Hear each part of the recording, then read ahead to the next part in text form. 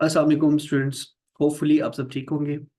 जिस तरह इस प्लेटफॉर्म के ऊपर आपको इम्पॉर्टेंट आर्टिकल की समरी डेली और जो इम्पोर्टेंट एडिटोरियल होता है उसकी समरी मिल रही है, ग्रामर के लेक्चर मिल रही हैं। इस तरह आपसे वादा किया गया था कि ऐसे के ऊपर भी आपको लेक्चर्स मिलेंगे जी। सो आज हमारी ऐसे के ऊपर ये फर्स्ट वीडियो है। अ, हम इसमें ये सीखेंगे जी कि ऐसे क्या है और ऐसे स्पेशली एफपीएससी ने आपको क्यों दिया और हमें किस अप्रोच के साथ ऐसे की तरफ मूव करना चाहिए। अ, हम स्टार्ट करते हैं। मैं आपके साथ वाइट बोर्ड ओपन कर रहा हूँ सो दैट अगर मुझे कुछ लिखना हो तो मैं उसके ऊपर लिख सकूँ। होपफुली ये जो जी आपके साथ वाइट बोर्ड ओपन हो गया है। सबसे पहला क्वेश्चन ये है कि जी ऐसे मैं आपके साथ यहाँ पे लिखूंगा जी। ऐसे व्हाट एंड व्हाई, ये दो चीजें जी कि ऐसे क्या और क्यों। सबसे पहले हम क्यों का आंसर करेंगे जी। क्यों का आंसर इसलिए है बेटा, डेफिनेटली आप सीएसपी जब बनने जा रहे हैं, एक ऐसे इम्तिहान के लिए आप टेस्ट दे रहे हैं, तो वहां पे आपके लिंग्विस्टिक स्किल्स जो हैं वो बेहतर होने चाहिए। बेहतर होने चाहिए जी। Your English must be good. और डेफिनेटली अगर आपके लिंग्विस्टिक स्किल्स नहीं अच्छे होंगे तो आपको लैंग्वेज बैरियर होगा और आप ना तो कोई मैसेज कन्वे कर पाएंगे और ना ही कोई मैसेज रिसीव कर पाएंगे जी। आई मीन जो रिसीव होगा उसको आप अंडरस्टैंड कर पाएंगे। तो लैंग्वेज बैरियर जो है definitely it creates joint problems. ये बहुत बड़ी बड़ी जी मॉन्स्टर टाइप्स प्रॉब्लम्स क्रिएट कर देते हैं जब लैंग्वेज बैरियर है। और अगर हम पाकिस्तान की ओवरऑल कम्युनिटी को देखें तो डेफिनेटली इसमें सबसे बड़ा जो बैरियर है वो लैंग्वेज बैरियर है, बिकॉज ये लैंग्वेज बैरियर की वजह से ही चीज़ों को समझ नहीं पाते। और इसकी एग्जाम्पल्स बड़ी पड़ी हैं सोशल मीडिया के ऊपर। अच्छा जी। तो एफपीएससी सबसे पहले तो ऐसे वाई क्यों इसलिए है कि वो आपकी जो लिंग्विस्टिक स्किल्स हैं उसको वो जी टेस्ट करना चाहते हैं। और अगर आप उसके ऊपर पूरा उतरते हैं तो देन जी उसको लेके चलते हैं वो। और अगेन आपकी लिंग्विस्टिक स्किल में यहाँ इसके ऊपर एक और बात करूंगा जी कि आपकी जो इमेजिनेशन है, इमेजिनेटिव थिंकिंग है, ये भी एडिक्वेट होनी चाहिए। और आपकी एनालिटिकल जो थिंकिंग है ये भी एडिक्वेट होनी चाहिए। सो ऐसे वाई क्यों जी हम हमें इसका आंसर मिल गया कि हमारी जो लिंग्विस्टिक स्किल्स हैं जी, मैं इसको LINGUE लिख रहा हूँ बिकॉज स्पेस कम है। तो जो आपकी लिंग्विस्टिक स्किल्स हैं वो जी चेक की जाती हैं ऐसे के थ्रू, इसलिए ऐसे आपके कोर्स में शामिल है। अब व्हाट इज ऐसे, ऐसे है क्या, ये डेफिनेटली एक इंपॉर्टेंट क्वेश्चन है। तो सबसे पहले तो अगर हम देखें कि व्हाट इज ऐसे, तो ऐसे जो है ना जी, ऐसे बेसिकली क्रिएटिव राइटिंग है। ऐसे क्या है जी, क्रिएटिव राइटिंग। अब आपकी जो क्रिएटिव राइटिंग है डेफिनेटली आपकी क्रिएटिव राइटिंग में क्या चीजें आती हैं। एक तो आपकी इमेजिनेशन, आपकी इमेजिनेटिव थिंकिंग, ठीक है। आपकी क्या आती है जी, इमेजिनेटिव थिंकिंग। और दूसरे नंबर पे क्या आती है आपकी जी, एनालिटिकल थिंकिंग।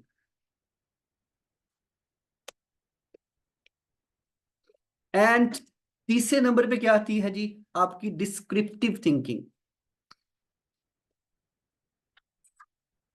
इमेजिनेटिव थिंकिंग, उसके बाद जी एनालिटिकल थिंकिंग और डिस्क्रिप्टिव थिंकिंग। बेटा ये तीन चीजें मिलके आपकी क्रिएटिव थिंकिंग में एक की रोल प्ले करती हैं। ये तीन चीजें मिलके जी आपकी क्रिएटिव थिंकिंग में एक की रोल प्ले करती हैं। ये जो तीन चीजें हैं ये आपकी क्रिएटिव राइटिंग में आती हैं और आपको इस अप्रोच के साथ मूव करना पड़ता है। अब बेसिकली सीन क्या होता है कि ऐसे में अगर कोई टेक्निकल सब्जेक्ट से आया है जी, कोई इंजीनियर है, कोई डॉक्टर है, तो डेफिनेटली, या कोई इकोनॉमिस्ट है, तो जब भी इकोनॉमी के ऊपर लेक्चर आएगा, ऐसे आएगा, तो वो बहुत ही जी उसके ऊपर कम्प्लेक्स लैंग्वेज यूज करेगा, उसकी उसमें टर्म्स, कम्प्लेक्स टर्म्स यूज करेगा। और डेफिनेटली जो आगे चेक करने वाला बैठा हुआ है, वो उस अप्रोच से चेक नहीं कर रहा, और ना ही जी उसका जो आपका एग्जामिनर है जिसने आपका ऐसे चेक करना है, उसका बैकग्राउंड भी इकोनॉमी का नहीं है जी। ठीक है, हो सकता है उसका बैकग्राउंड लिटरेचर का हो। तो बेटा इसलिए आपकी दो तरह की थिंकिंग होती है, आपकी दो तरह की जी। एक तो होती है आपकी कॉग्निटिव थिंकिंग।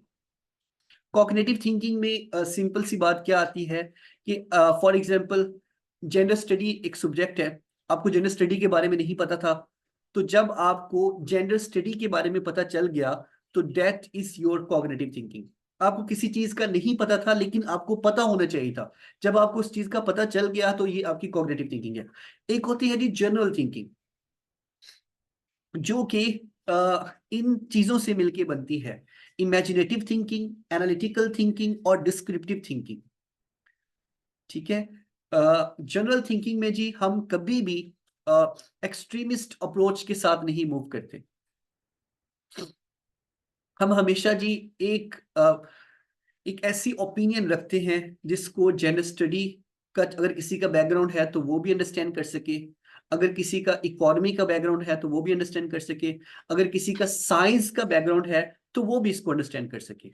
सो इसलिए ऐसे जो है वो कोई टेक्निकल चीज नहीं है, ऐसे बेसिकली आपकी जनरल ओपिनियन है, आपकी जनरल राइटिंग है ऐसे।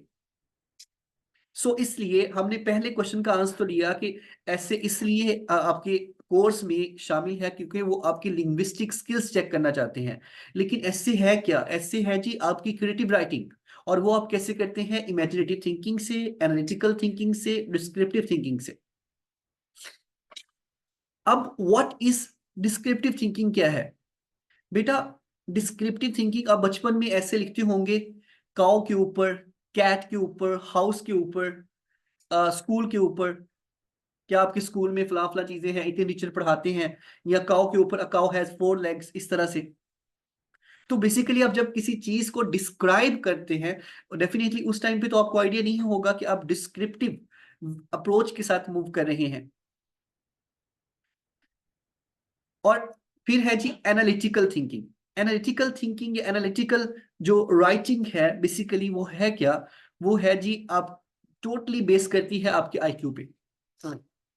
अगर मैं मिसाल दूं आपको कि आप रिलीजन के ऊपर बात कर रहे हैं, तो डेफिनेटली आप उसमें वो आर्ग्यूमेंट देंगे जो लॉजिकल होंगे, आप अपने आईक्यू बेस के ऊपर आर्ग्यूमेंट देंगे, आप रिलीजन को डिस्क्राइब नहीं करेंगे।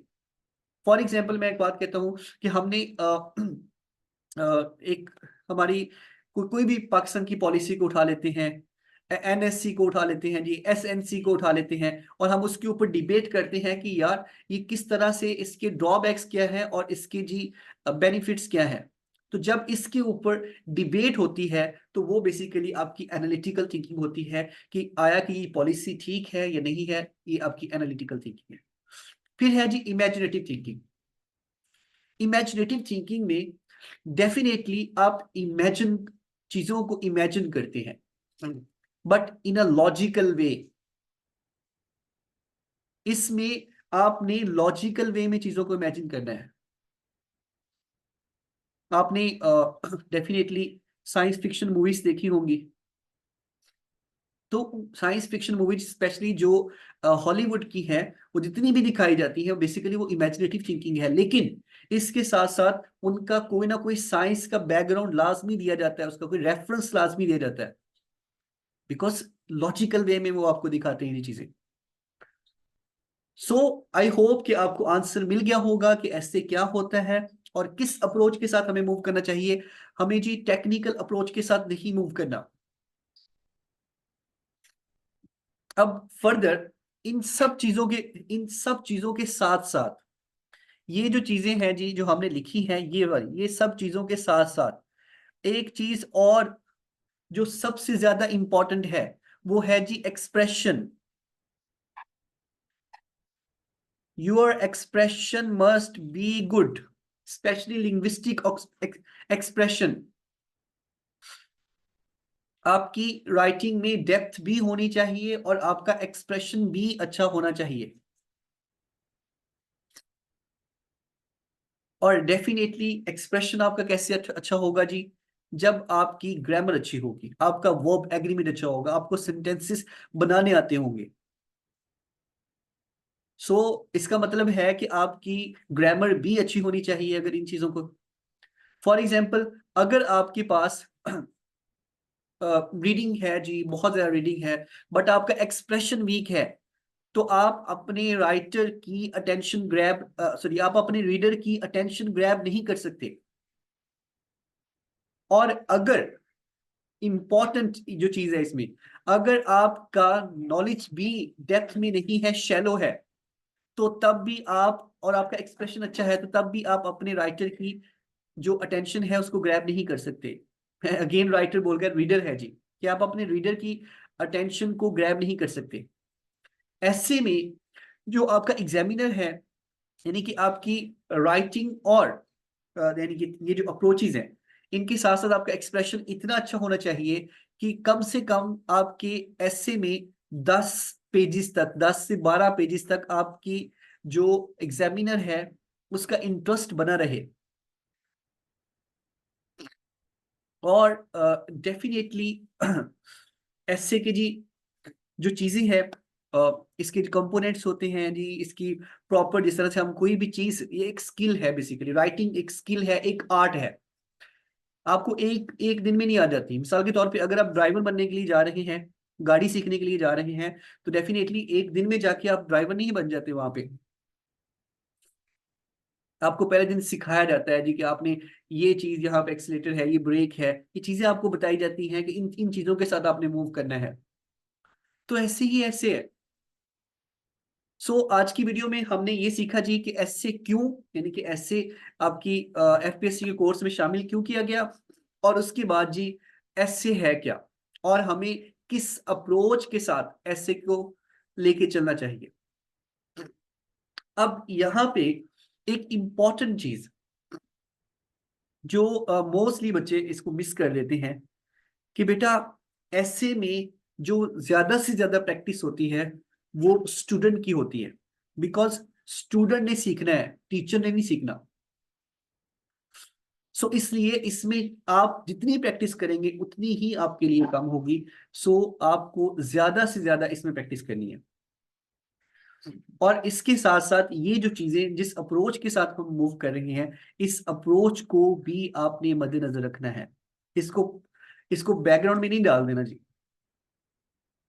आई होप कि ये जो ऐसे के अबाउट हमने बात की, उसके 2 क्वेश्चंस का आंसर किया। इंशाल्लाह नेक्स्ट वीडियो में हम ऐसे के अबाउट फर्दर बात करेंगे, और यही से स्टार्ट करेंगे, इस सीरीज में हम यही से स्टार्ट करेंगे कि इस वीडियो में हमने ये बात की थी, नेक्स्ट वीडियो में हम फर्दर इसके अबाउट बात करेंगे जी। Thank you so much. और फर्दर जी, अगर आपको ये वीडियोस जो हमारी हैं ये बेनिफिशियल लगे, तो इसको शेयर भी करें, और इसके साथ साथ जी चैनल को सब्सक्राइब भी करें। Thank you.